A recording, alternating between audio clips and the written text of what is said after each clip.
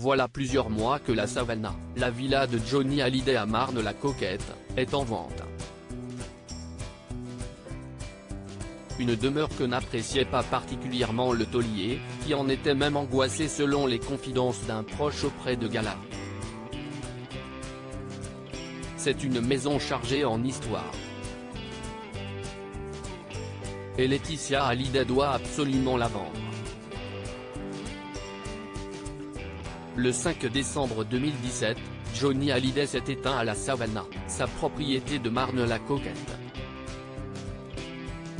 C'est dans son bureau, transformé en chambre médicalisée, que le papa de Laura Smet et de David s'est éteint. Un lieu forcément très symbolique pour la veuve, qui n'a d'autre choix que de le vendre afin de rembourser les dettes colossales laissées par son époux. Problème, la compagne de Jalil Lesper a beaucoup de mal à vendre la Savannah. Si la villa était au départ proposée au prix de 17,9 millions de dollars, Laetitia a dû revoir le prix à la baisse.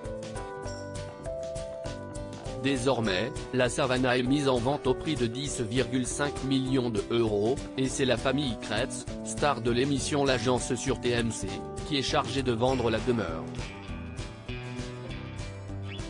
D'autant plus que la maison dans laquelle est mort Johnny Hallyday a tout pour plaire. Idéalement située en région parisienne, la propriété possède une surface habitable de 900 mètres carrés, un terrain de près d'1 hectare, un court de tennis, une salle de cinéma, 5 chambres, 2 grands dressings et même une dépendance de 60 mètres carrés pour un gardien.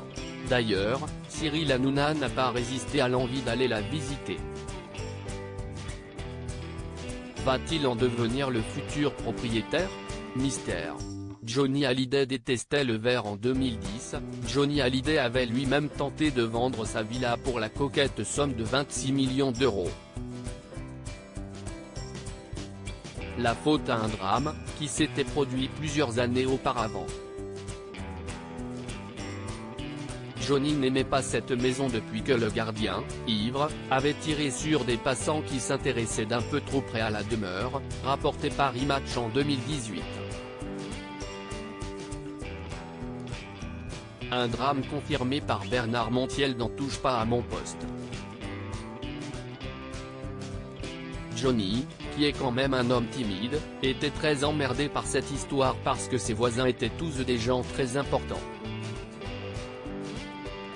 Qu'ils soient importants ou pas, on ne tire pas sur des voisins de toute façon, a récemment rapporté le chroniqueur de Cyril Hanouna.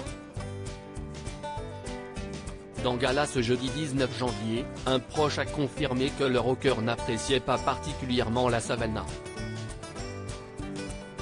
Ce n'était pas un homme de la campagne.